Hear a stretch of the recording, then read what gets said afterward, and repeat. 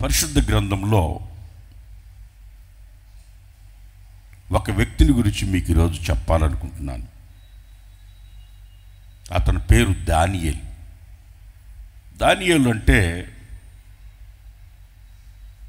దేవుడే న్యాయాధిపతి అని అర్థం.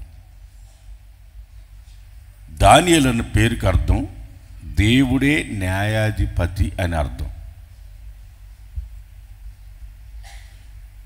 ఈ దానియేలు గురించి మన బైబిల్లో చాలా విలువైన మాటలు రాసి ఉన్నాయి. దానియేలు గురించి చాలా విలువైన మాటలు రాసి ఉన్నాయి. వీళ్ళు మనం బైబిల్లో గమనించి చూస్తే యుద్ధాలు చేసినప్పుడు ఈ ఫిలిస్తీన్లు కానీ కల్దీయులు కానీ వీళ్ళందరూ కానీ ఎవరైనా సరే యుద్ధాలు చేసినప్పుడు అక్కడున్న ఆస్తినంతా కొల్లగొట్టుకుని తీసుకుని వెళ్ళిపోతారు. కొల్లగొట్టి తీసుకుని వెళ్ళిపోతారు. కొంతమంది బంగారు కొల్లగొట్టుకుని పోతారు, కొంతమంది విలువైన వస్తువులు తీసుకెళ్ళిపోతారు, కొంతమంది ఇక్కడ మనం ఈ దానియేలు గ్రంథం మొదటి అధ్యాయం మొదటి వచనం నుంచి చూస్తే వాళ్ళు ఏం కొల్లగొట్టుకొని పోయారంటే అక్కడి నుంచి ఏలుబడిలో మూడవ సంవత్సరమున బబులోను రాజు నెబుకద్నెజరు యెరూషలేము మీదకి వచ్చి యెరూషలేమును ముట్టడి వేసినప్పుడు ప్రభువు యూదా రాజుకు యెహోయాకీమును దేవుని మందిరములోని శేషించిన ఉపకరణములను శేషించిన ఉపకరణములు ఆ రాజు చేతికి అప్పగించెను గనుక రాజుకి దేవుడే అప్పగించాడు, తీసుకెళ్ళారు. దేవుని సన్నిధిలో ఉన్న వస్తువులు తీసుకెళ్ళిపోయాడు, కొన్ని మిగిలినవన్నీ శేషించినవన్నీ. తర్వాత అతడు ఆ వస్తువులను షీనారు దేశములోని తన దేవతాలయమునకు తీసుకొని పోయి దేవత ఆలయానికి తీసుకెళ్ళి ఆడబెట్టాడు. అక్కడ తీసుకెళ్ళి పెట్టాడు. తర్వాత అష్పెనజు అను తన నపుంసకుల అధిపతిని పిలిపించి అతడికి ఇలాగూ ఆజ్ఞాపించెను, ఇశ్రాయేలీల రాజవంశములలో ముఖ్యులై, ఇక్కడ చూడండి, ఇశ్రాయేల్ రాజవంశముల్లో ముఖ్యమైన వాళ్ళు, బాగినండి, ముఖ్యమైన వాళ్ళు ఒకటి, లోపము లేని వాళ్ళు రెండు, సకల విద్యలు కలిగిన వాళ్ళు, జ్ఞానం కలిగిన వాళ్ళు, తత్వజ్ఞానం తెలిసిన వాళ్ళు, రాజు నగరంలో నిలవదగిన వాళ్ళు, కొందరిని బాలుర్ని వాళ్ళల్లో కొంతమందిని రప్పించి ఈ ఇశ్రాయేలీలలో కొంతమంది బాలుర్ని తీసుకొచ్చిన వాళ్ళల్లో కొంతమందిని వాళ్ళు సెలెక్ట్ చేశారు. కొంతమందిని సెలెక్ట్ చేశారు. వాళ్ళకి కొన్ని లక్షణాలు ఉన్నాయి. నేను ఇప్పుడు చెప్పాను కదా, ఈ లక్షణాలన్నీ ఉండాలో, లేకపోతే రాజనగరంలో వాళ్ళు ఉండడానికి పనికి రారు. దీన్ని చదివినప్పుడు నాకేం అర్థమైందంటే, ఈ రాజు దగ్గర పోయి ఆ రాజభవనంలో పనిచేయడానికి ఇటువంటి లక్షణాలు లేకపోతే పనికి రాకపోతే ఎటువంటి లక్షణాలు మళ్ళీ చదువు, ఆ లక్షణాలు మాత్రం చదువు. ఇశ్రాయేలీల రాజవంశములలో ముఖ్యులుగా ఉండాలా, లోపం లేని వాళ్ళై ఉండాలా, సకల విద్యలు తెలిసి ఉండాలా. ఇది నాకు రాదు, అది నాకు రాదు అంటే రాజభవనంలో పనికిరారు. నాకు ఇది చేత కాదు అంటే రాజభవనంలో పనికిరారు. పుట్టంగానే ఏమి నేర్చుకోము. పుట్టంగానే నేర్చుకుంటాం మనం. పుట్టంగానే బట్టలు వేసుకున్నాం మనం, వేసుకున్నావా? ఇప్పుడు ఎన్ని రకాల సోకులు, ఎన్ని రకాల నిమిషానికి ఒకటి, సెకండ్కి ఒకటి, రకరకాలుగా మారిపోతున్నాయి. రకరకాల డిజైన్లు మారిపోతున్నాయి. ప్యారిస్లో సెకండ్ మోడల్ మారుతుంది దేశంలోని. అర్థం కదా? ప్యారిస్లో సెకండ్కు మారిపోతుంటుంది. భూమి మీదే ఇంకెక్కడో అనుకునేరు. ఇప్పుడు మనం పుట్టిన తర్వాత ఇవన్నీ నేర్చుకున్నాం. ఒకప్పుడేమో పిలక పెట్టుకొని గోసి పెట్టుకొని, అర్థం కదా, గోసి పెట్టుకొని, అర్థం కదా, అట్ట బతుకుతున్నాం. ఇప్పుడు మనం నేర్చుకున్నాం. పుట్టంగానే అన్నీ ఏమి నేర్చుకోం. పుట్టంగానే ఎవడేం నేర్చుకోడు. నాకు రాదు అన్న మాట ఈ జీవితంలో వస్తే నీకు ఏది రాదు. అందులో చెప్పండి, రాదు అనండి. రాదు అంటే ఏం రాదు మీకు. ట్రై చేస్తా, నేర్చుకుంటా, ప్రయత్నిస్తా, ట్రై చేస్తా. కొంతమంది భలే భలే తెలివి గల్ల వాళ్ళు ఉంటారు. అన్నం వండనొచ్చా? రాదు. జీవితాంతం వాడి దగ్గర ఉండడమే. ఇది రాదు అని ఒక మాట నీకు జీవితాంతం భర్త దగ్గర అన్నం ఉండిచ్చే శైలికి మారినారు. రాదు అన్నం అంటారు. నేర్చుకుంటే వస్తుంది ఏదైనా సరే. నాకు అసలు బట్టలు ఉతకడం రాదు. చిన్నప్పటి నుంచి మా ఇంట్లో ఉన్న బట్టలు ఎప్పుడు ఉతకలా నేను. షాప్కి వచ్చిన తర్వాత ఉతుక్కున్నా నేను. నా బట్టలు నేను ఉతుక్కున్నా. ఇప్పుడు బ్రదర్లు ఉతుకుతున్నారు, ఇస్తున్నారు. సరే, నేను బట్టలు ఉతుక్కున్నా. బట్టలు ఉతకడం రాదు నాకు. బట్టలు ఉతికేదాకా సంగతి షేవింగ్ చేసుకోవడం రాదు. సేవకు వచ్చిన దాకా షేవింగ్ చేసుకోవడం రాదు నాకు. మేదనమిట్లో చిట్టి అని ఒక అతను ఉండేవాడు. అతను నేర్పించాడు నాకు షేవింగ్ చేసుకోవడం. అర్థం కదా? అసలు ఒళ్ళంతా నీళ్లు పోసుకోకుండా తలస్నానం చేయడం నేర్పించినాడు ఒకడు నాకు. తలకాయ పెట్టి ఇక్కడ వరకే తలస్నానం చేయించుకునేది ఒకడు నేర్పించాడు నాకు. ఒళ్ళంతా తడవకుండా ఉత్త తలస్నానం నేర్పించాడు. ఇప్పుడేం చేద్దాం, చేద్దామంటే ఇప్పుడు ఉంటే కదా చేయడానికి. నేర్చుకుంటే వస్తుంది ఏదైనా సరే. చిన్నప్పుడు మనకి నేర్చుకుంటే వస్తుంది ఏదైనా సరే. కొన్నిటి గురువులు కావాలా, కొంతమంది అసలు గురువే అవసరంలే. ఆదాముకి గాఢ నిద్రలో ఉన్నోడికి తన ఎదుటున్న నారి స్త్రీ, తన ఎముకలో ఎముక, తన మాంసంలో మాంసం ఎవరు నేర్పించినాడు? ఎవరు నేర్పిస్తే నేర్చుకున్నాడు? అసలు మానవుడు అనేవాడికి ఎంత జ్ఞానం దేవుడిచ్చాడంటే, గాఢ నిద్రలో ఉన్నవాడికి నిద్రలేసి నా ఎముకలో ఎముక, నా మాంసంలో మాంసం నాలోంచి తీయబడిందాన నారి అని చెప్పగలిగేంత జ్ఞానాన్ని మానవుడికి ఇచ్చాడు. ఈరోజు మనిషి జ్ఞానాన్ని ఉపయోగించటంలే. జ్ఞానాన్ని ఉపయోగించటం లేదు. నేర్చుకుందామని ఆలోచన లేదు. ప్రతి దానికి సెల్ ఫోన్ మీద ఆధారపడుతున్నారు. ప్రతి దాన్ని అడుగుతున్నారు. 5 ఎంతరా అన్న సెల్ ఫోన్ ఏది అంటున్నాడు. ఎందుకంటే 5 సెల్ ఫోన్లో కొట్టాలా. 5 25 సంగతి తెలియదోడికి. అంత జ్ఞానం ఉపయోగించడానికి మనిషికి సోమరోడైపోయాడు. నేర్చుకుందామన్న ఆలోచన లేదు.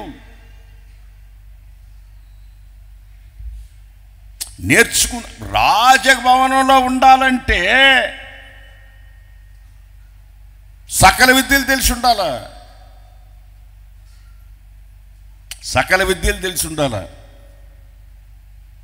వడ్రంగి పని చేశా నేను. 7 సంవత్సరాలు చేశా వడ్రంగి పని. 7 సంవత్సరాలు వడ్రంగి పని చేసిన. నాకు చేతకాని పని కాదు, నేర్చుకున్న వడ్రంగి పని 7 సంవత్సరాలు చేసిన.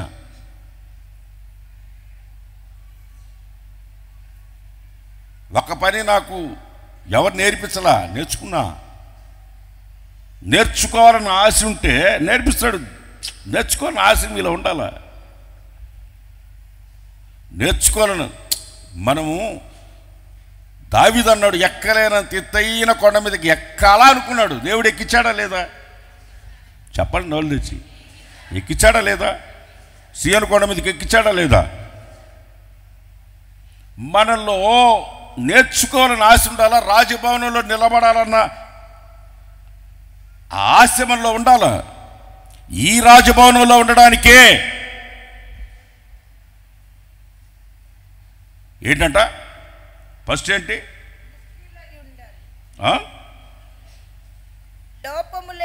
లోపం ఉండకూడదు.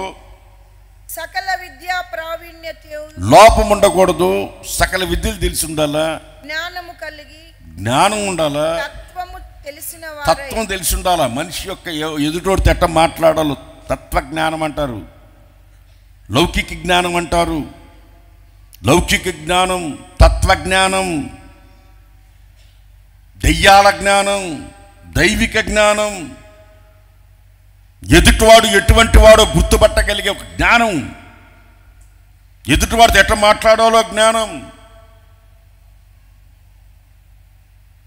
వాళ్ళలో కొంతమందిని సెలెక్ట్ చేశారు. ఆ జ్ఞానం ఉండాలి. తర్వాత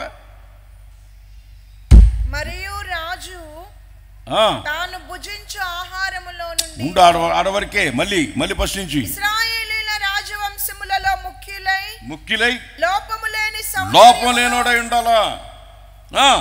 సకల విద్యలు తెలిసి ఉండాలా. తత్వజ్ఞానం తెలిసి ఉండాలా. రాజనగరంలో నిలవదగిన వాళ్ళు అయి ఉండాలా. నిలవదగిన వాళ్ళు అంటే ఈ పారిపోయే వాళ్ళు ఉంటారు కొంతమంది.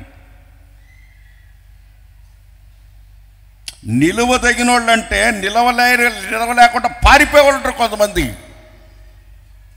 ఇప్పుడు మన సేవలోంచి పారిపోవట్లా, సేవలో ఉండలేక పారిపోతున్నా. అమ్మో నాయనో నిలువ మోకాళ్ళు పెడుతున్నారు వాళ్ళు, మేము ఉండలేమని వెళ్ళిపోయిన వాళ్ళు కొంతమంది. బైబిల్ ట్రైనింగ్ చేద్దామని వచ్చినారు పిల్లలు. వాళ్ళందరూ మోకాళ్ళ మీద పెడతారు. ఉదయాన్నే నిద్ర లేపుతారు. ఉదయాన్నే 4 గంటలకు లేచినప్పుడు లేపారా? నిన్ను 4 గంటలకు లేపారా? మోకాళ్ళ మీద పెట్టారా? లేచినప్పుడు కూడా నిలబడుకోవట్లా. నువ్వు చెవులు వినబట్టలేదేమో.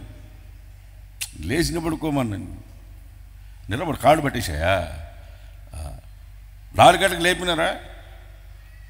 మీ ట్రైనింగ్లో 2-3 ఎవరైనా వెళ్ళిపోయినారా? ఎంతమంది?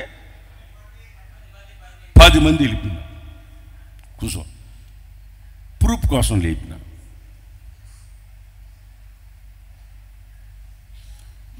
30 రోజులు బైబిల్ ట్రైనింగ్లో ఉండలేకే 10 మంది వెళ్ళిపోయినారు. ఇప్పుడు ఎక్కడుండాలి వీళ్ళు? రాజనగర్లో ఉండాలా. రాజనగర్లో ఉండాలంటే ఎంత తెలివి ఉండాలా, ఎంత జ్ఞానం ఉండాలా, ఎంత వివేకం ఉండాలా. ప్రభు సన్నిధిలో నిలబడాలనుకున్న వాళ్ళందరూ 2 చేతుల పైకి తలేలు చెప్పండి. మీకు కూడా వివేకం ఉండాలా, జ్ఞానం ఉండాలా, లోపం ఉండకూడదు. సకల విధులు నేర్చుకోవాలా. లేకుంటే దేవుని సన్నిధిలో ఉండలేము. మనము దేవుని రాజ్యములోనికి మనం ప్రవేశించలేము. ఇశ్రాయేలు ప్రజలలో కొంతమందిని యవనస్తుల్ని సెలెక్ట్ చేసి వాళ్ళందరినీ పోగేసి, వాళ్ళల్లో కొంతమందిని పోగు చేసి, వాళ్ళల్లో కొంతమందిని వేరు చేసి, కల్దీల ట్రైనింగ్, వాళ్ళ ట్రైనింగ్ వేరే, వాళ్ళ ట్రైనింగ్ వీళ్ళకి ఇవ్వాలి. వాళ్ళ దేశంలో ఉన్న ట్రైనింగ్, వాళ్ళ భాష అనుకోండి, వాళ్ళ బట్టల విధానం అనుకోండి, వాళ్ళ యొక్క నడత అనుకోండి, వాళ్ళ ప్రవర్తన అనుకోండి, వాళ్ళ మాటల విధానం అనుకోండి, వాళ్ళ దేశంలో ఎటువంటి ప్రవర్తన కావాలో అటువంటి అన్నీ నేర్పించేదానికి ట్రైనింగ్ ఇవ్వడానికి ఒక దగ్గర పెట్టుతున్నారు. ముందుగానే వీళ్ళకి లక్షణాలు ఉన్నాయని కనిపెట్టారు. చాలామంది మా దగ్గరికి సేవకు పోతామని వస్తారు, నేను పంపిను. కొంతమంది సేవకి వెళ్తామని వస్తారు, నేను పంపించను. ఎందుకు పంపించడు అంటే వాళ్ళు సేవలు అక్కడ ఉండలేరు, అక్కడ ఉండలేరు. ఇక్కడే నేను గమనిస్తాను. ఒక పూట అన్నం తినకుండా ఉండమంటే తట్టుకోలేడు వాడు. వాడిని ట్రైనింగ్ పంపిస్తే ఆడే ఉంటాడు. ఇక ఒక్క పూట అన్నం తినకుండా ఉండలేడు. ఏమంటే నేను అన్నంలో పుట్టిన పురుగుని అంటాడు. వాడిని ట్రైనింగ్ పంపిస్తే వాడు ఉంటాడు అక్కడ. రోజుకు ఒక బ్యాచ్ ఉపవాసం పెడతాం అక్కడ. ఒక్కొక్క బ్యాచ్ని ఉపవాసం పెడతాం. ఒక 25 మందిని ఉపవాసం ఉండాల్సిందే. 25 మంది 100 మంది 30 మంది రోజు ఉపవాసమే. వీళ్ళు ఉంటారా ఉండరా అని అర్థం కాల. ఉంటారా ఉండరా అని వాళ్ళు ట్రైనింగ్ అక్కడ చూసినప్పుడు 10 మంది అడ్రస్ రాకుండా వెళ్ళిపోతారు. వాడు పంపించినా వేస్తే, ఇక్కడి నుంచి పంపించినా వేస్తే. అర్థం కాల. ఆ కాలం క్లీన్ చేయన్న. నేను ఎప్పుడు చేయలేదు అన్నాడు. సరే, ఆ బాత్రూమ్ క్లీన్ చేసి రాపో. బాత్రూమ్ క్లీన్ చేయడం అనేది పెద్ద ముఖ్యం కాదు, ఎవరికి చెప్పినా చేస్తా. నేను కూడా చేస్తా. అర్థం కాల. నేను కూడా బాత్రూమ్ క్లీన్ చేస్తాను. చేయడం పెద్ద పని కాదు. చెప్పిన పని చేస్తాడా లేదా అని వినడం కోసం. బాత్రూమ్ క్లీన్ చేయడానికి 10 రూపాయలు పెట్టి తేవడానికి చేసిపోతాడు. 10 రూపాయలు ఇస్తే తేవడానికి చేసిపోతాడు. వీడు పని చెప్తే చేస్తాడా, చేయగలడా, చేయలేడా? నేను బాత్రూమ్లు క్లీన్ చెయ్యాలా అని అంటాడా? దావీదు ఎక్కలేనంత ఎత్తైన కొండ మీదకి ఎక్కాడంటే దేనిలో నుంచి దావీదు ఆ కొండ మీదకి ఎక్కాడు అది తెలుసా మీకు ముందు? అక్కడి నుంచి ఒక డ్రైనేజ్ కాలం ఉంది, దాంట్లోంచి వెళ్ళాడు పైకి. అర్థమైందా మీకు? దాంట్లోంచి వెళ్ళాడు పైకి. ఆ కాలంలోంచి పోతాడు ఆ రాజు. పోయాడు. ఈ ఇశ్రాయేలు ప్రజలకి మీరు కావాలంటే ఇప్పుడు గమనించి చూడండి. అమెరికాతో యుద్ధానికి ఎవడు పోడు, యెరూషలేం ఇజ్రాయెల్ దేశానికి యుద్ధానికి పోయినా, ఏ దేశానికి యుద్ధానికి పోయినా సరే, ఏ దేశం అయినా సరే, అమెరికా ఇంత టెక్నాలజీ ఉందంటే ఇజ్రాయెల్ కొంతమంది ఆ దేశంలో ఉంటారు. మన హైదరాబాద్కి వచ్చింది మొన్న ట్రంప్ కూతురా, కంపు కూతురా, ఎవరమ్మా పేరేంటమ్మా? ట్రంపేనా? ఇవాంక వచ్చిందా? వాళ్ళ భర్త ఎవరు? ఇజ్రాయేలీడే, యూదుడే. ఆ దేశానికి అంత టెక్నాలజీ ఉందంటే వీళ్ళు వరకున్నారు. మన దేశానికి మిత్రులు. చెప్పలకూడండి గట్టిగా. ఎందుకంటే ఒకప్పుడు మన దేశం వాళ్ళకి సహాయం చేసింది, హెల్ప్ చేసింది. అందుకని ఇజ్రాయేలీలు మనకు మిత్రులు. మన దేశంలో అక్కడక్కడ వాళ్ళు ఉన్నారు, ఇంకా కొంతమంది ఉన్నారు, అక్కడక్కడ ఉన్నారు. మన దేశం వాళ్ళకి ఆశ్రయం ఇచ్చింది ఒకప్పుడు. అందుకని చెప్పేసి మన దేశం అంటే వాళ్ళకి ఎంతో ప్రేమ. వాళ్ళ రాజ్యాంగంలో మన పేరు ఉంటుంది.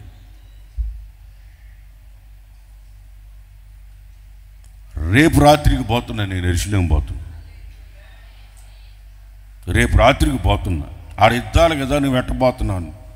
ఆడిద్దాలుంటే నేను పోయేది ఆపడానికే పోతున్నా.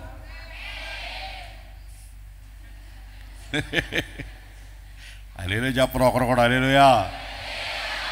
ఆడిద్దాలు జరిగితే నాకేమి, నేను అక్కడికి వెళ్ళినా వాళ్ళకే ప్రమాదం, వాళ్ళు అక్కడికి వచ్చినా వాళ్ళకే ప్రమాదం. నా వల్ల వాళ్ళకి ప్రమాదం ఉంటుంది కానీ వాళ్ళ వల్ల నాకే ప్రమాదం ఉండదు. దేవునికి స్తోత్రం కలుగును గాక. చేతులు తెలియని చెప్పండి గట్టిగా, హుషారుగా చెప్పండి. నేను రాత్రి బయలుదేరుతున్నా. విశేషమైన జ్ఞానం వాళ్ళకు ఉంటుంది. ఎందుకంటే దేవుడు ఇచ్చాడు వాళ్ళకి. మీరు ఆకాశ నక్షత్రాలు అన్నాడు. అబ్రహాం సంతానాన్ని ఆకాశ నక్షత్రాల వల్ల చేశాడు. అందుకని వాళ్ళ జ్ఞానం కలిగిన వాళ్ళందరూ వాళ్ళ దేశాన్ని తీసుకొచ్చుకున్నారు. వాళ్ళ దేశం యొక్క పేరు పెరగాలని, ఉన్నతమైన స్థితికి ఎదగాలని. ఇశ్రాయేలు అంటే ఎవరంటే బాగినండి, యాకోబు దేవునితో పోరాడి గెలిచాడు. యాకోబు దేవునితో పోరాడి గెలిచాడు. దేవునితో పోరాడి గెలిచినప్పుడు దేవుడు పెట్టాడు, నువ్వు నీ పేరేంటని అడిగితే నేను యాకోబు అన్నాడు. ఇక మీదట నీ పేరు యాకోబు కాదు, ఇజ్రాయేల్. దేవునితో పోరాడి గెలిచిన వాడు అని అర్థం. నీ పేరు ఇజ్రాయేల్. చెప్పండి అందరూ గట్టిగా చెప్పాలా, గట్టిగా చెప్పాలా, గట్టిగా చెప్పాలా, గట్టిగా చెప్పాలా. యెరూషలేము క్షేమం కోరువారు వర్ధిల్లుదురుగాక. ప్రియమైన దేవుని బిడ్డలారా, ఇశ్రాయేల్ వాళ్ళల్లో ఉన్న కొంతమందిని తీసుకుని వచ్చి వాళ్ళ దేశం పేరును గొప్ప చేసుకోవడానికి వాళ్ళు అక్కడ చేర్చుకున్నారు. మీరు 1వ అధ్యాయం నుంచి 6వ అధ్యాయం దాకా చదివితే దానియేలుకు ఉన్న బిరుదులు, దానియేలు పేరు పెట్టారు. వాళ్ళు పేరు పెట్టారు దానియేలుకి. దానియేలుకి ఒక పేరు పెట్టారు వాళ్ళు. ఏం పేరు పెట్టారు దానియేలుకి? నాకు నోరు తిరగట్లా, మీరు బైబిల్లో చూసుకోండి. నాకు నోరు తిరగట్లేదు, బైబిల్లో చూసుకోండి. అతనికి ఒక పేరు పెట్టాడు, దేవుడే న్యాయాధిపతి. ఈ పేరుకి అర్థం చూసి చెప్తా. దానియేలు అన్న పేరుకి మాత్రం దేవుడే చెప్పండి, దేవుడే న్యాయాధిపతి. ప్రతి దానికి దేనికైనా సరే ఒక మనలో కొన్ని అర్హతలు ఉండాలి. అర్హతలు లేకపోతే మనల్ని ఆ పనికి నియమించారు. ఒక పనికి నియమించాలంటే మనకు కొన్ని అర్హతలు ఉండి తీరాలి. లేకపోతే ఆ పనికి నియమించారు. నియమిస్తే నష్టం కలుగుతుంది. ఆ పనిలో పర్ఫెక్ట్నెస్ లేకపోతే నష్టం కలుగుతుంది, ఇబ్బంది కలుగు చేస్తుంది. పర్ఫెక్ట్నెస్ ఉండాలి దేనికైనా సరే, ఏ పనికైనా సరే. బైబిల్లో ఒక వ్యక్తి ఉన్నాడు, అతను అన్ని పనుల్లో నిపుణుడు. అతని పేరు ఆదికాండంలో బంగారు పని చేసినా, ఏ పని చేసినా, ఏ పనైనా సరే నాకు ఈ పని తెలియదు అని ఉండదు, అన్ని పనులు చేస్తాడు. అతని పేరు బెస్సలేలు.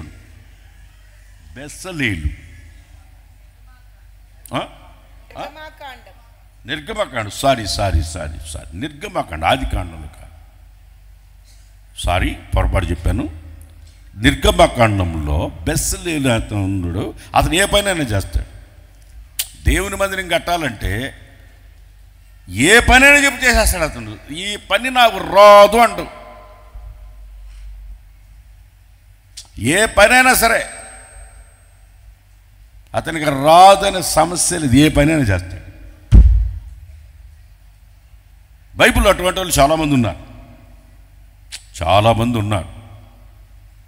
కానీ ఇతని పేరు మాత్రం దేవుడు చక్కగా రాపిచ్చి పెట్టాడు, బెస్సలేలు అని. ఇప్పుడు మనం ఇక్కడున్న వాళ్ళల్లో మీరు ఎప్పుడైనా సరే ఏ పనైనా సరే నేర్చుకోవాలి అనే ఉద్దేశం మీకుంటే దేవుడు నేర్పిస్తాడు. నేర్చుకోవాలని ఉంటే దేవుడు ఏం చేస్తాడు? నేర్చుకోవాలని ఉంటే ఏం చేస్తాడు దేవుడు? నాకు తెలుగు చదవనే రాదు, కర్ణాటక బోంటి ఇంకా తెలుగే సరిగా రాయలేను, తెలుగే చదవలేను, అలాంటిది కర్ణాటకకు పో అన్నాడు. నన్ను కర్ణాటక పోయి కన్నడ నేర్చుకున్నా.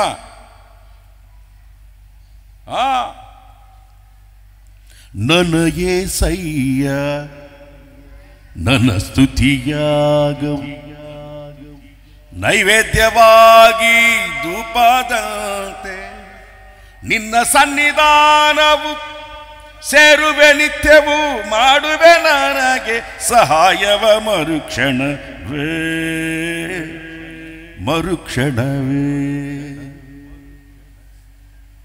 కన్నడ నేర్చుకుని కర్ణాటకలో పాడుతుంటే నువ్వు తెలుగుడు కదా, కన్నడ వాడు నాతో పోటీ నాతో గొడవ పడ్డాడు ఒకడు. నువ్వు తెలుగు వాడు, నువ్వు కన్నడ వాడివి, నువ్వు కన్నడ రాదని మాట్లాడుతున్నావు నాతో అంటున్నాడు. 2.5 సంవత్సరం నేను కన్నడ నేర్చుకున్నా. రైల్వే స్టేషన్ కాడి నుంచి రూమ్ కాడకు పోవడానికి కన్నడ రాక, ఆటో ఊరితో మాట్లాడడం చేతగాక నడిచిపోయిన ఆటో ఎక్కకుండా. ఇప్పుడు పోయానంటే కన్నడ ఈజీగా మాట్లాడతా.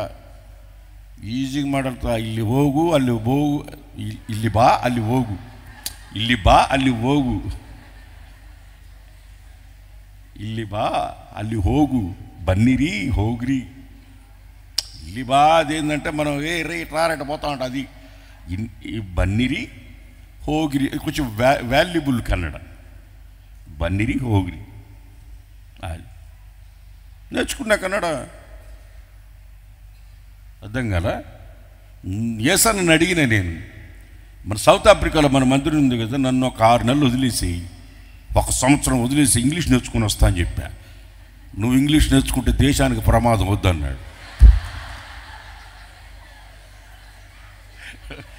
నువ్వు ఇంగ్లీష్ నేర్చుకుంటే దేశానికే ప్రమాదం నాయనా, నువ్వు వద్దు అని నన్ను సౌత్ ఆఫ్రికాలో పంపిన. సంవత్సరంలో ఎక్కడ పక్కన ఎవడు తెలుగు మాట్లాడేవాడు ఉండకూడదు, అస్సలు తెలుగు మాట్లాడే ఎవడు ఉండకూడదు. అప్పుడు త్వరగా నేర్చుకోవచ్చు. ఎప్పటికైనా ఇంగ్లీష్ నేర్చుకుని ఇంగ్లీష్లో స్పీచ్ ఇస్తా చూడు. Lesson careful. వచ్చేసి ఇంగ్లీష్లో ప్రసంగం చేస్తా, ఖచ్చితంగా చేస్తా. సాధ్యంగా ఏముంది? అమెరికాలో 1 గంట సేపు ఒక దొరతో మాట్లాడుతుంటే అబ్రాం పాస్టర్ నసే చూసి, ఇక్కడ వదిలేస్తే సంఘం కట్టేస్తాడు ఫ్రెడ్ అన్న అన్నాడు. 1 గంట మాట్లాడుతున్నా, దొరతో మాట్లాడుతున్నా ఇంగ్లీష్లో. అతని దగ్గర గిటారిస్ట్, అతను గిటార్ వాయిస్తున్నాడు, అతని దగ్గర ఇన్స్ట్రుమెంట్ చాలా ఉన్నాయి. వాటి గురించి మాట్లాడుతున్నా, ఒక 1 గంట సేపు మాట్లాడుతున్నా. Effect process, only guitar vocal, no singing voice, no only instrument అంటాడు. నేను చేరి సింగింగ్ ఒకటి మాట్లాడి సింగింగ్కి వస్తుందంటే అది ఎత్తుకొని వద్దామని ప్లాన్ చేస్తున్నా. వాడు కుదరదు అంటాడు. నేను ఎట్లయినా కానీ దాన్ని ఒకటి దాన్ని తీసుకురావాలని ప్లాన్ చేస్తున్నా. వాడు కుదరదు అంటున్నాడు. నేను అంతసేపు మాట్లాడుతుంటే ఇంగ్లీష్లో వాడితో ఏదో ఒకటి మాట్లాడుతుంటే అబ్రామ్ చూసి ఇతను వదిలితే పెద్ద పాస్టర్ అయిపోతాడు, ఇక్కడ అమెరికాకి పాస్టర్ అయిపోతాడు. ఒకవేళ అమెరికాలో సంఘం కడితే నేనే పోతా పాస్టర్గా. దేవునికి స్తోత్రం కలుగును గాక. నేర్చుకోవాలని ఆశ ఉంటే ఏదైనా వస్తుంది, నేర్చుకోవాలని ఆశ ఉండాలా.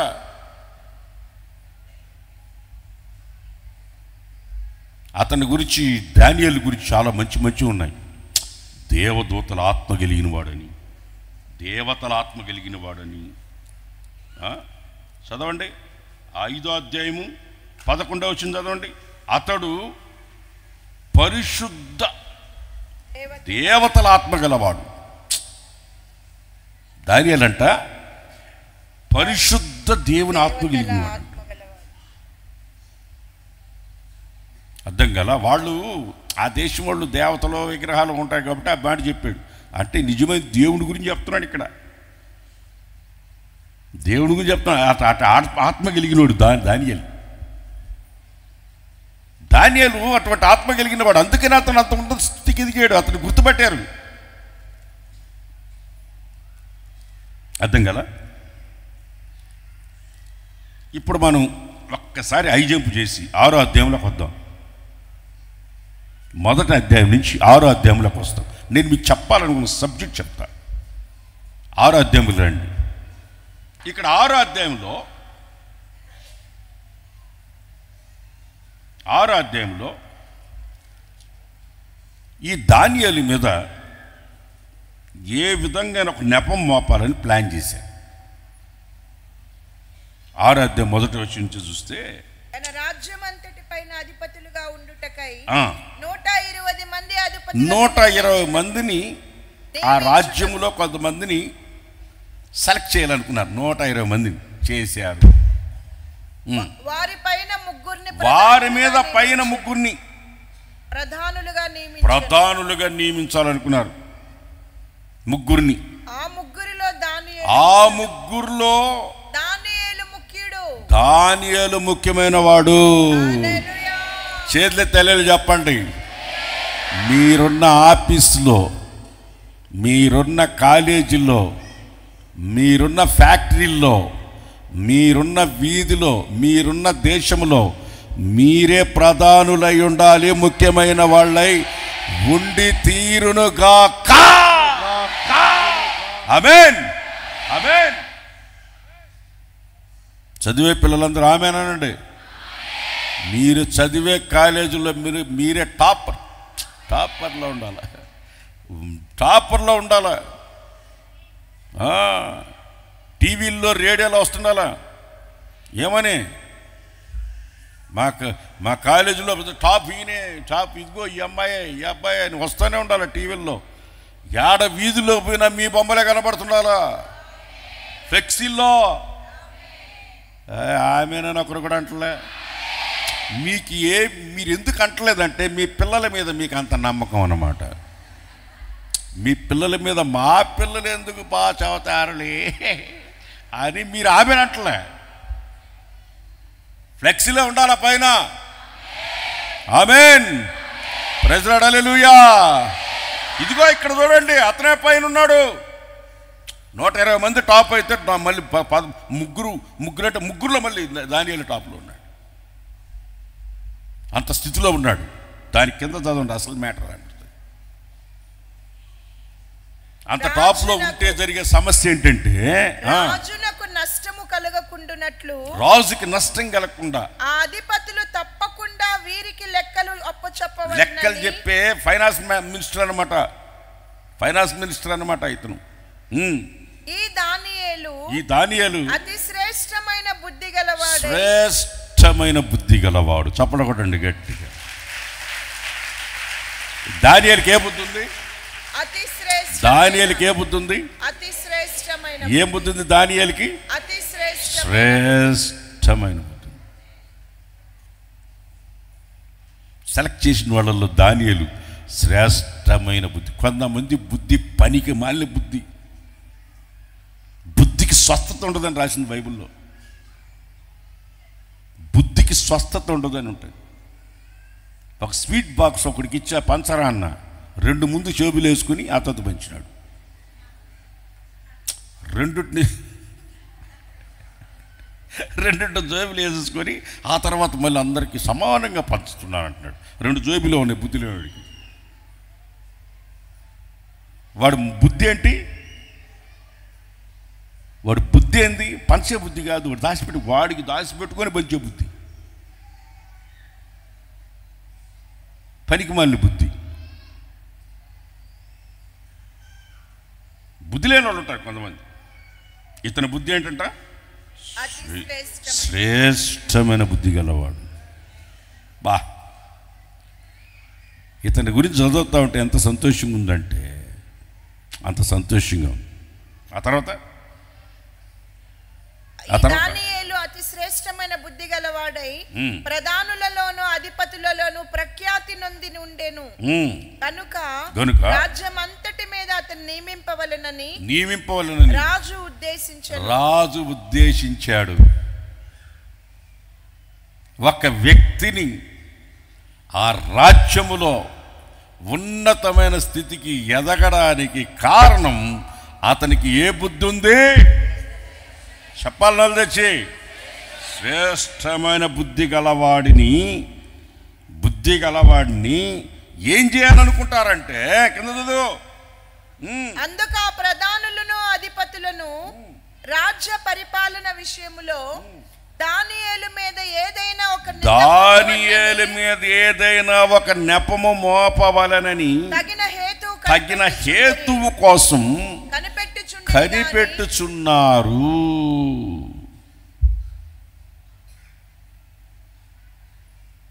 గుర్తుపెట్టుకోండి, మీరు దేవుని నమ్ముకొని ఉన్నారు, మీ మీద ఏదో ఒక నెపం మోపాలని ప్రయత్నిస్తుంటారు, కానీ అంతిమ విజయం మనదే. అంతిమ విజయం మనదే. హల్లెలూయా. విజయ గీతము పాడతారు మీరు. ఆమె చెప్పండి చాలు, ఇప్పుడు పాడబాకండి, టైం అయిపోద్ది. మీరు పాడతారు. ఏ గీతం పాడతారు? విజయ గీతమే పాడతారు. మీ మీద నెపం మోపాలని కొంతమంది ప్లాన్ వేసుకుని ఉన్నారు. ఇక్కడున్న ఎవరైనా సరే మీరు గుర్తుపెట్టుకోండి, మీ మీద నెపాలు వస్తున్నాయంటే నువ్వు చాలా ఉన్నతమైన ఆలోచనలు కలిగిన మంచి బుద్ధి, శ్రేష్టమైన బుద్ధి కలిగిన వాడవు నీవు. అందుకనే నీ మీద నెపం మోపాలని చూస్తున్నారు. నువ్వు పనికి మాలినోడైతే నీ జోలికి ఎందుకు వస్తారు? నువ్వు తొట్టికాంగోడు అయితే నీ జోలికి ఎవరు వస్తారు?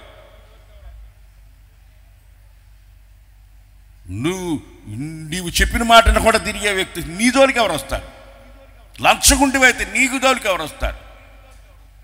అక్రమంలో ఉంటే నీ జోలికి ఎవరు వస్తారు? కరెక్ట్గా ఉంటే నీ మీదకి వస్తారు, నికరంగా ఉంటే నీ మీదకి వస్తారు, పవిత్రంగా ఉండాలని మనసులో ఉంటే నీ మీదకి వస్తారు. నీ మీదకి రాలేదంటే నువ్వు లోకంలో కలిసిపోతున్నావని అర్థం. ఖచ్చితంగా నీ మీదకి వస్తాడు. దానియేలు మీద నెపం మోపాలా అని వాళ్ళు ప్లాన్ వేసి వాళ్ళు ఏమైపోయారంటే ఆఖరాకి చదువు, అతనిలో నింద మోపాలని తగిన హేతువు కనిపెట్టి. వినండి, నింద అందరూ చెప్పండి, నింద అని చెప్పండి, పెద్దగా చెప్పాలా. నింద అంటే చెయ్యనిది. నింద అంటే ఏంటి చెప్పండి? చెయ్యనిది. నువ్వు చెయ్యకుండా నీ మీదకి వచ్చేది నింద. ఇప్పుడు కొంతమంది భర్తల భార్యలు నిందిస్తుంటారు, వాడితో ఎందుకు మాట్లాడుతున్నావు అనుమానం, నిందలు మాపుతుంటాడు. కొంతమంది భార్యలు భర్తల మీద నిందలు మాపుతుంటారు. వాడు సిటీ బస్ ఎక్కొచ్చాడు, సిటీ బస్ ఎక్కిస్తే ఈడ పెట్టుకునే బొట్టు వాడు షర్ట్ కతుక్కుంది.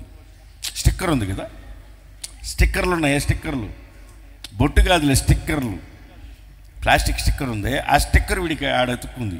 రాగానే వాళ్ళ భార్య చూసింది, నీ మీద చాలా రోజులు ఇచ్చి నాకు అనుమానంగా ఉంది, ఇంట్లో అన్నం తింటలేదు, కలపతున్నావు కానీ తింటలే, నువ్వు ఎక్కడో పెడుతున్నారు, ఎవరో పెడుతున్నారు, నువ్వు ఏడో తినొస్తున్నావు, నువ్వు ఎక్కడికో అలవాటు పడ్డావు, ఏడో తింటున్నావు, అందుకని ఈ మధ్య లేటుగా వస్తున్నావు ఆఫీస్ నుంచి అని లేనిపోని నిందలేసి దాన్ని నింద అంటారు. దాన్నే నింద అంటారు, చేయలా నింద. కొంతమంది ఏం చేస్తారంటే నింద వస్తే, నిందేస్తావా నా మీద, చేసి చూపిస్తా. ఏం చేస్తానా?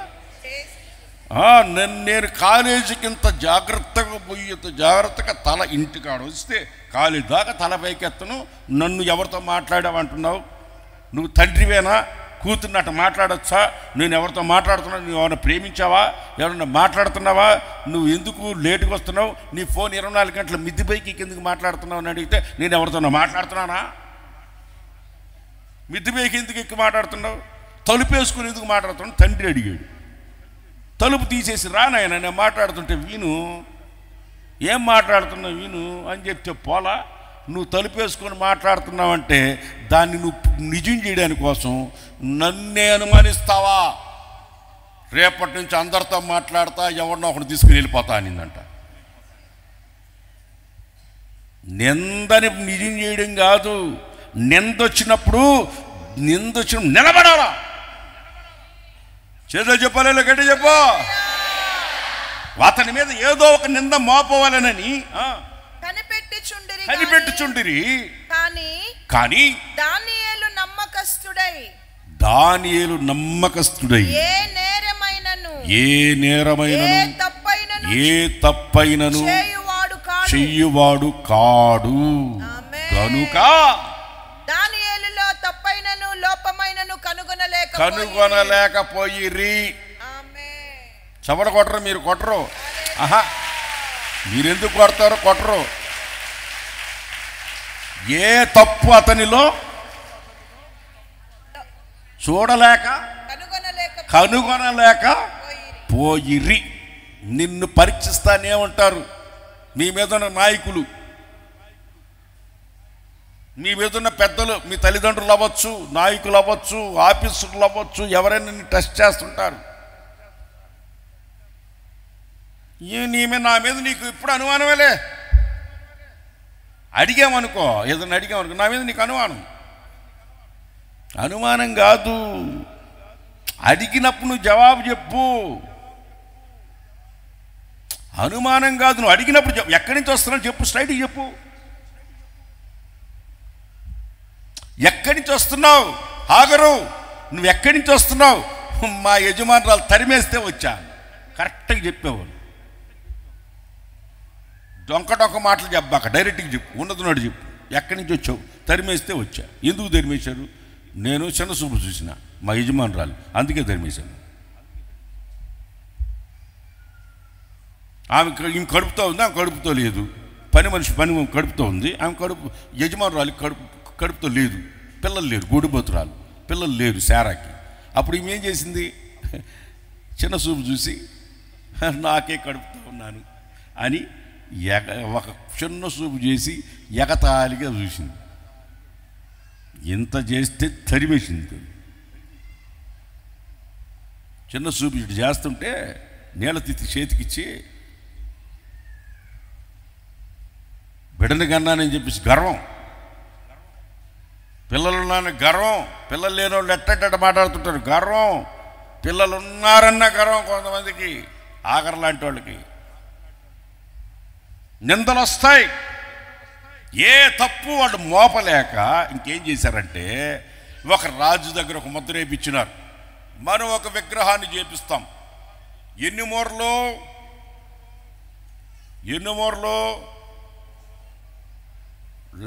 లెక్క ఉంది అక్కడ. ఒక బంగారు విగ్రహాన్ని నిలబెడతాం. 6 మూరల వెడల్పు, 6 ఉంటుంది. అది 6 ఇది 6, 66 ఇది 6. ఒరే, ఆ విగ్రహం ఎంత ఎత్తుంది? హైదరాబాద్లో ఉన్న విగ్రహం సంగతి కాదు నేను చెప్పేది. కర్నూలులో నిలబెట్టిన విగ్రహాన్ని గురించి కాదు నేను చెప్పేది. అర్థం గల దానియేలు సింహాల బోన్లో ఏపించడానికి వేసిన విగ్రహం. ఆ విగ్రహం తయారు చేసి పెడతాం. ఇదిగో ఎవరైనా సరే వాళ్ళ ఏది విజ్ఞాపన ఎవరికి చేయకూడదు. ఎవరైనా చేస్తే ఇదిగో రాజుకాడికి రావాలా, ఈ విగ్రహం దగ్గర విజ్ఞాపన చేయాలా, ఇంకెక్కడ చేయకూడదు. ఒక రూల్ పెట్టి రాజు దగ్గర ఏలు ముద్ర కూడా, ఉంగరపు ముద్ర కూడా వేయించేసుకున్నారు. ఈ సంగతి దానియేలుకు తెలిసి చూడండి, మీకు కొలత రాగానే నాకు చెప్పండి.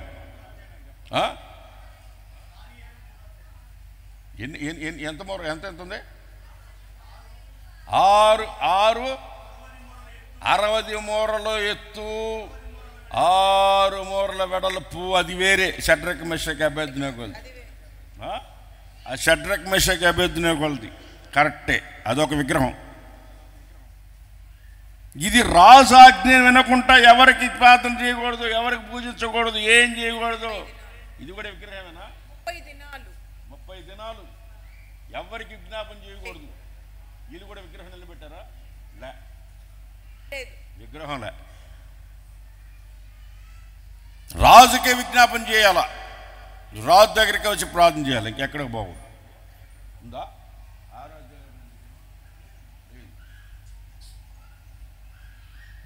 రాజుకు తప్ప ఇంకెవరికి ప్రార్థన చేయకూడదు. విజ్ఞాపన, రాజుకు తప్ప విజ్ఞాపన అంటే విజ్ఞాపన మొరపెట్టుకోవడం. ప్రార్థన వేరు, విజ్ఞాపన.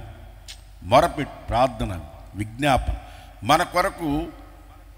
మన కొరకు దేవుడి దగ్గర యేసు ప్రభు సింహాసనం పక్కన మన కొరకు విజ్ఞాపన చేయాలి. ఆ రాజుకు చెప్పుకోవడం, విజ్ఞాపన చేయడం. రాజుకు తప్ప ఇంకెవరికి చెప్పకూడదు. ఈయనేమో దేవుడికి ప్రార్థన చేస్తున్నాడు. తీసుకురండ్రా అని చెప్పి సింహాల బోన్లు వేసేసాడు. దానియేలుని తీసుకొచ్చి సింహాల బోన్లు వేసేసాడు. సింహాల బోన్లు వేసేసినప్పుడు రాత్రి అంతా రాజు నిద్రపోలే. ఎందుకంటే అంత జ్ఞానం కలిగినోడు దొరకడు. ఒకటి, అంత జ్ఞానం కలిగినోడు దొరకడు. రాజుకి అతనంటే చాలా ఇష్టం. అతను ఏ లోపం లేదు. అట్లాంటి వ్యక్తిని పోగొట్టుకుంటే దొరకడు. వీళ్ళు చేసిన సంగతి రాజుకు తెలుసు. ముద్ర వేసేసాడు కాబట్టి అది నెరవేరాల్సిందే. రాజు ముద్ర వేసిన తర్వాత అది నెరవేరాల్సిందే. తీసుకెళ్ళి లోపల వేసేసారు. వేసి రాయడ్డం పెట్టారని రాసింది. సింహాలన్నీ ఉన్నాయి లోపల. తెల్లారిదాకా రాజు నిద్రపోలా. ఉదయాన్నే బోను దగ్గరికి వచ్చి రాజు బోను దగ్గరికి వచ్చి ఒక చక్కటి మాట, దానియేలు గురించి అతను తెలుసుకున్న విలువైన మాటని అక్కడ వాడాడు. ఏమని? అతడు ఆ గుహ దగ్గరకు వచ్చి దుఃఖ స్వరముతో దానియేలుని పిలిచి, దానియేలు, జీవము కలిగిన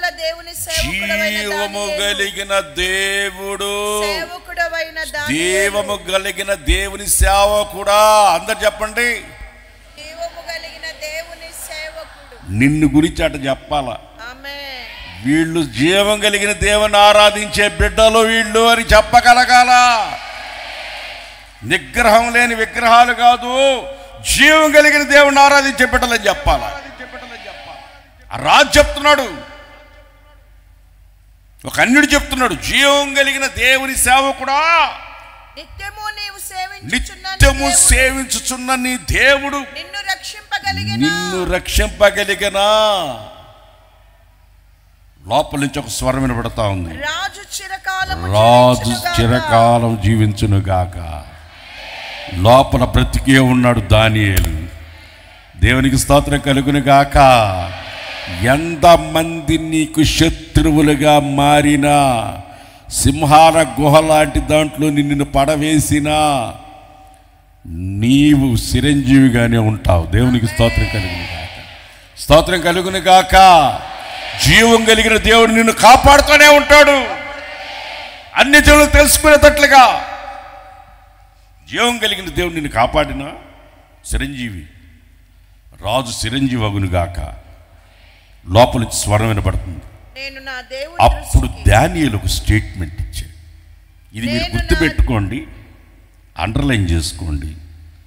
రెండో ఆరాధనలో ఈ మెసేజ్ కంటిన్యూషన్ చేస్తా. టైం చాలా అయింది.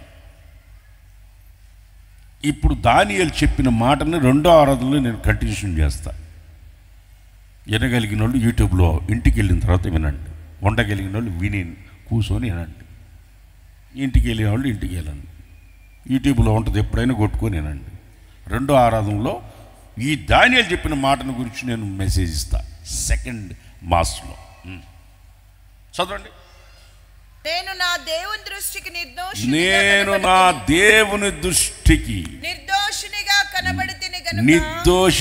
కనబడ్డాను. చెప్పండి అందరి నోళ్ళు తెచ్చి. కాదు నేను చెప్పింది చెప్పండి. నేను నా దేవుని దృష్టికి నిర్దోషిగా జీవించాలి.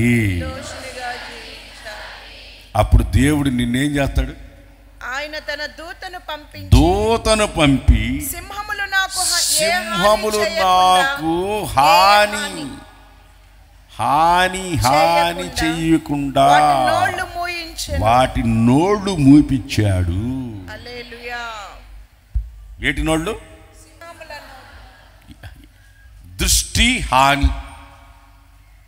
దేవుని దృష్టిలో నేను నిర్దోషిని. అటైతే నీకు ఎందుకు భయం? నువ్వు దేవుని దృష్టిలో నిర్దోషివైతే నువ్వెందుకు భయపడుతున్నావు? నువ్వు దేవుని దృష్టిలో నిర్దోషివైతే ఎందుకు నువ్వు తడబడుతున్నావు? నువ్వు దేవుని దృష్టిలో నిర్దోషివైతే సింహాలు నిన్నేం చేస్తాయి? నీ మీద నేరాల మోపులో నిన్నేం చేస్తారు? నువ్వు దేవుని దృష్టిలో నిర్దోషివైతే సింహాల్లాగా లేచిన ఎటువంటి వాడినైనా సరే దేవుడు అనస్తాడు. సింహాల్లాగా లేస్తుంటే, సింహం అంటే ఎవరో తెలుసా? పేతురు పత్రికలో ఉంటుంది, ఎవడిని మింగుదునా అని అపవాది సింహం వలె, గర్దించు సింహం వలె ఎవరిని మింగుదునా అని తిరగతుంటుంది సింహం. అపవాది నిన్ను మింగలేదు. ఎందుకు మింగలేదంటే దేవుని దృష్టిలో నేను ఎవరిని? నువ్వు తప్పు చేయలేదా? నువ్వు తప్పు చేసుంటే క్షమించమని అడుగు. లేదా తప్పు చేయలేదా నిర్దోషిగా దేవుని సన్నిధిలో కనబడు. రెండు మాటలు చెప్తున్నా నేను. నీకు హాని కలుగుతుందంటే నీవు నిర్దోషి అయితే హాని కలగదు.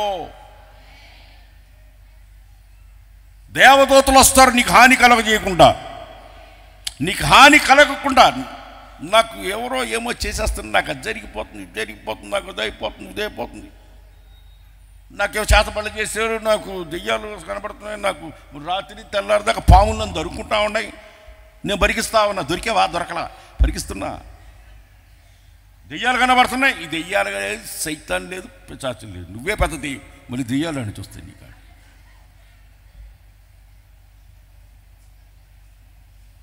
దెయ్యం ఎట్టుంటుందో ఒక ఆయన అడిగిన, నా భార్య దెయ్యం అన్నాడు. ఆమెను అడిగా, పిశాచం ఎట్టుంటుంది? నా మొగుడే పిశాచని.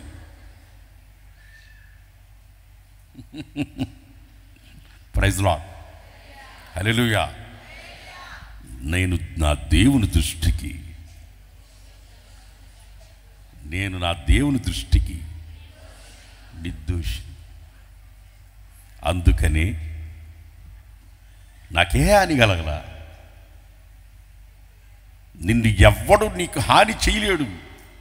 నీ ఉద్యోగం నుండి ఎవడు పేకలేడు. నీకున్న ఆస్తిని ఎవడు తీసుకోలేడు. నీ సంతానం దేశదిమ్మరగా మారరు. నీ కుటుంబం చెట్టుకొకరు పుట్టకొకరు కారు. ఎందుకు కారు తెలుసా?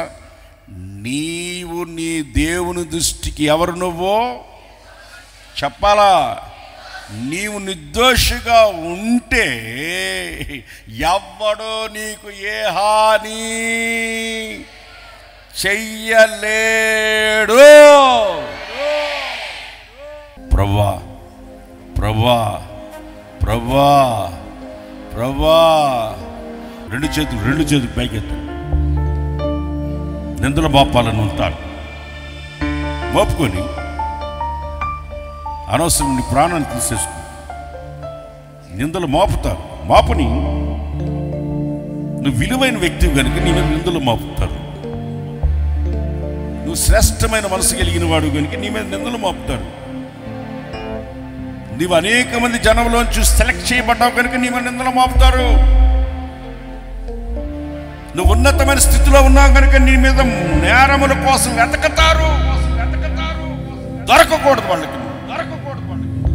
ఉంటే కదా దొరికేదానికి. రాజభవనంలో ఉండాలంటే ఇటువంటి అర్హతలు కలిగి ఉండాలి. నువ్వు రాజాతి రాజైన యేసయ్య సన్నిధిలో ఉండాలంటే నీకు అర్హతలు ఉండి తీరాలి. రెండు చేతులు పైకెత్తి ఆయన సన్నిధిలో ప్రార్థన చేసుకుందాం. ప్రార్థన. దానియేలులోంచి నేర్చుకున్నావు. మనసులో పెట్టుకో. ఇంటికి వెళ్ళిన తర్వాత చదవండి. మొదటి అధ్యాయం నుంచి 6వ అధ్యాయం వరకు 6వ అధ్యాయం వరకు చదవండి. ప్రార్థన చేసుకుందాం. ప్రార్థన. ప్రేమ స్వరూపి పరిశుద్ధుడు అయిన మా దేవ, గతించిన కాలమంతా మీరు మమ్మల్ని మీ కనుపాప వల్లే కాపాడి ఉన్నారు కనుక నేటి దినమున సజీవులమై మా ప్రభువుని ఆరాధన చేయడానికి మా ప్రభు యొక్క మందిరంలో మేము చేరి ఉండగా పునరుద్ధానపు శక్తితో మీరు మా మధ్యలోనికి దిగి వచ్చినందు కొరకై స్తోత్రం. మా ఆరాధన మీరు అంగీకరించినందు కొరకై స్తోత్రం. మీ సేవకులను మరుగుపరిచి మీరు మాతో మాట్లాడినందు కొరకై స్తోత్రం. ప్రభా మీకు స్తోత్రం నాయన. దానియేలులో ఉన్న శ్రేష్టమైన నాయన గుణాలను, స్వభావాలను, అర్హతలను మీరు మాకు తెలియచేశారు, మరొకసారి జ్ఞాపకం చేశారు నాయన. నిజముగా మేమంతా ఆలోచన చేసుకుంటున్నామయ్యా. నెబుకద్నెజరు ఈ భూలోకంలో ఒక రాజుగా ఉన్న కాలంలో అతని సముఖంలో నిలబడాలంటేనే సాధారణమైన వారు నిలబడలేరు నాయన.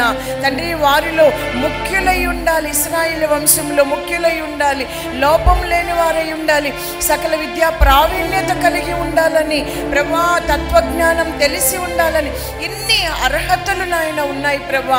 మరి సృష్టికర్త అయిన మా దేవుని ఎదుట, మా దేవుని సముఖమందు మేము నిలబడాలంటే మాకు కూడా కొన్ని అర్హతలు ఉండాలి అని మీరు తెలియచేశారయ్యా. ఈ పునరుద్ధాన దినమందు నాయన మీ సన్నిధిలో ఉన్న యవ్వనస్తులైన బిడ్డలందరిలో సకల విద్యా ప్రావీణ్యత కలిగేటట్లుగా, ప్రతి యవ్వన బిడ్డకి జ్ఞానము కలిగేటట్లుగా, ప్రతి యవ్వన బిడ్డలో మీరు క్రియేట్ చేస్తున్నందు కొరకై స్తోత్రం. అవునయ్యా, మా పిల్లలు పనిచేసే ప్రతి చోట కూడా, వారు ఉద్యోగాలు చేసే చోటైనా, వ్యాపారాలు చేసే చోటైనా, వారు ఏ చోట ఉన్నా ఆ చోట మా పిల్లలే ముఖ్యులై ఉండాలి ప్రభా.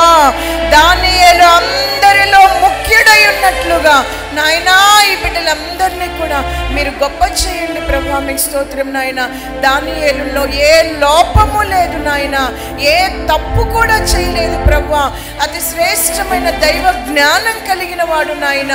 అలాగున మేమందరం కూడా ప్రభా ఏ లోపము లేని వారిగా ఉండాలి, ఏ తప్పు చేయని వారిముగా కనబడాలి ప్రభా. తండ్రి మీకు స్తోత్రం. మేము దైవ జ్ఞానం పొందుకున్న వారిముగా ఉండాలి.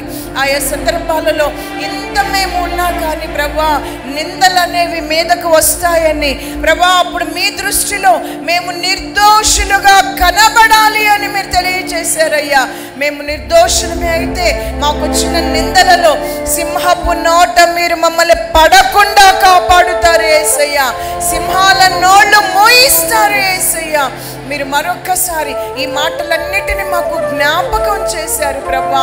ప్రతి బిడ్డ కూడా ఇలాగా నేను కూడా దానియేలు లాగుండాలి అని కోరుకున్న వారందరిలో దేవుని పరిశుద్ధాత్ముడు క్రియ జరిగించుదురుగాక. దేవుని పరిశుద్ధాత్ముడు క్రియ జరిగించుదురుగాక. పరిశుద్ధాత్ముడా, మేము కూడా దానియేలు వలె ఉండాలనుకుంటాం తండ్రి. మీరు మాలో క్రియేట్ చేయండి నాయన. మీకు స్తోత్రం నాయన. విన్న వాక్యాలన్నీ మా అంతరంగంలో ఫలింప చేయండి ప్రభా. అన్నకి మరి విశేషమైన కృప ఇవ్వండి నాయన. వారి శరీరాన్ని బలపరచండి యేసయ్య.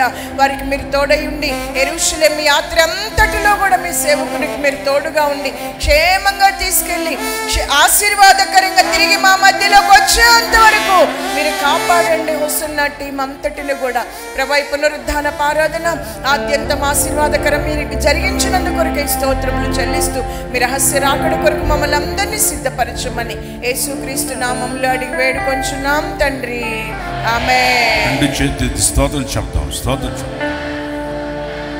మన పునరుద్ధాండైన ప్రభువైన యేసుక్రీస్తు కృప, తండ్రిని దేవుని ప్రేమ, పరిశుద్ధాత్మ సహవాసం సేవ మనకును సర్వలోకంలో ఉన్న పరిశుద్ధులకి సదాకాలమైన కృపతోడే నడిపించును గాక. ఆమేన్.